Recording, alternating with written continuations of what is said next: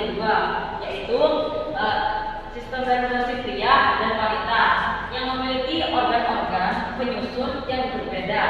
Sistem reproduksi manusia berbeda antara reproduksi perempuan dan laki-laki.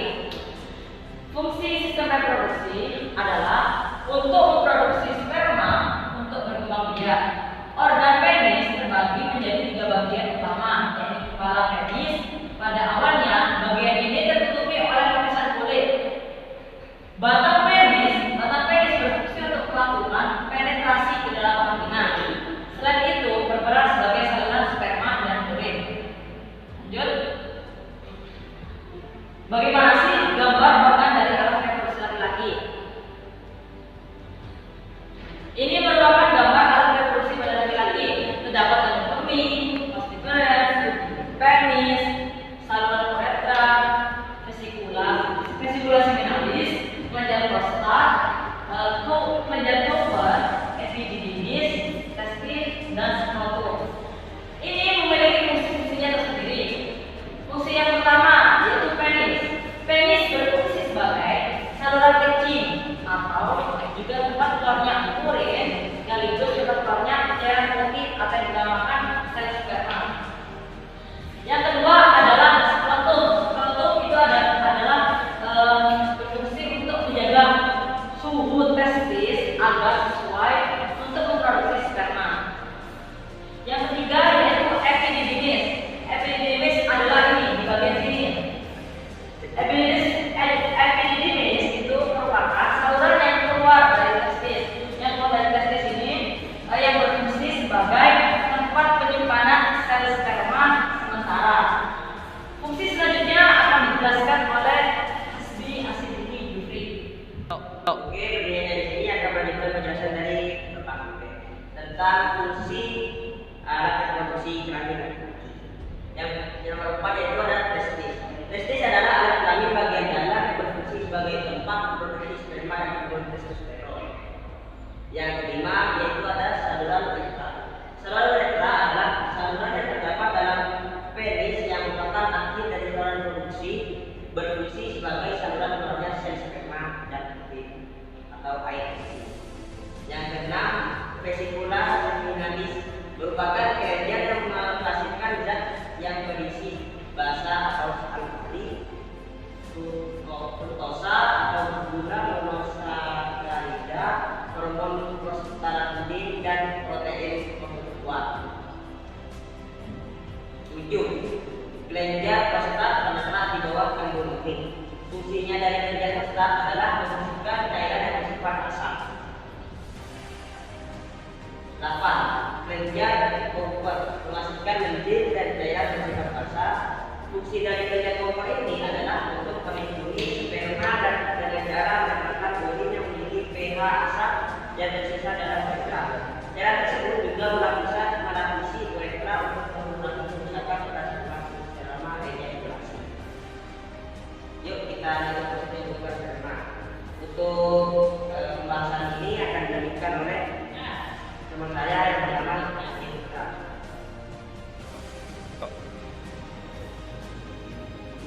Oke, sini saya akan menjelaskan proses pembentukan sperma atau spermatogenesis.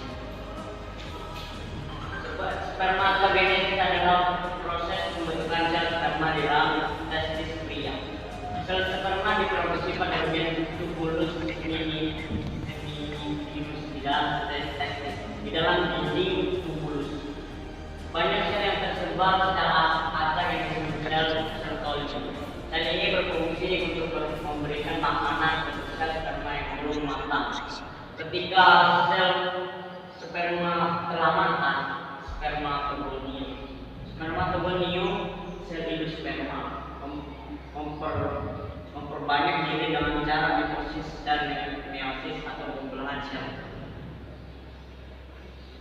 Gimana sih gambaran dan proses dari pembentukan dari sel sperma? Penjelasan selanjutnya akan dijelaskan oleh Ubaidillah. Oke, saya akan menjelaskan gambaran dari proses pembentukan sperma. Di sini terdapat spermatogonium. Spermatogonium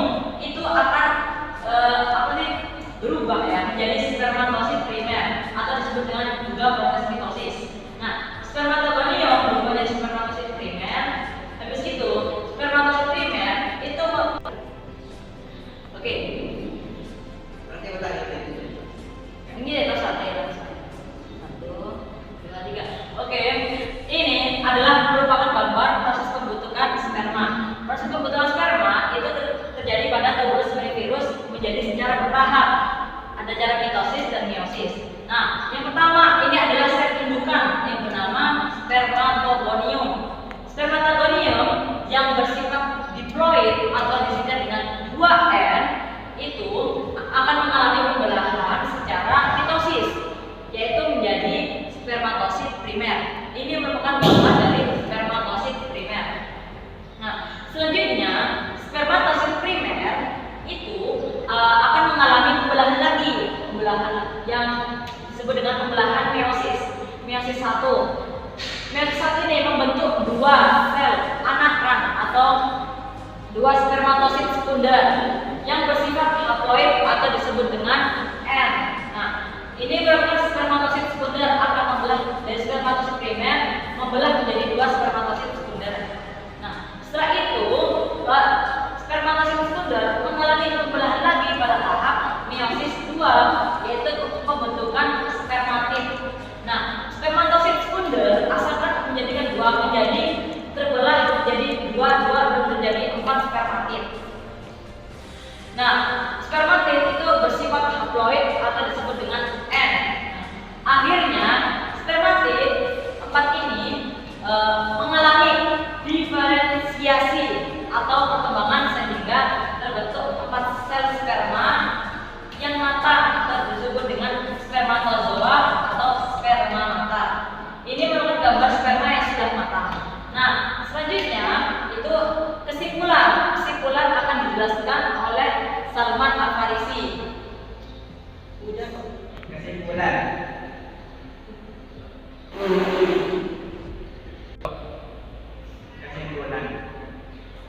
Jadi kesimpulan dari penjelasan sebelumnya adalah kita bisa mengetahui yang namanya alat produksi pada pria melalui jadi organ-organ dan fungsinya sendiri. Dan kita bisa memahami juga tentang penjelasan pembentukan sel sperma atau disebut juga spermatogenesis. Sudah penjelasan. Nah. Cukup sekian. Cukup sekian kelompok dari kami menjelaskan tentang alat reproduksi laki-laki. Mungkin cukup dari kami.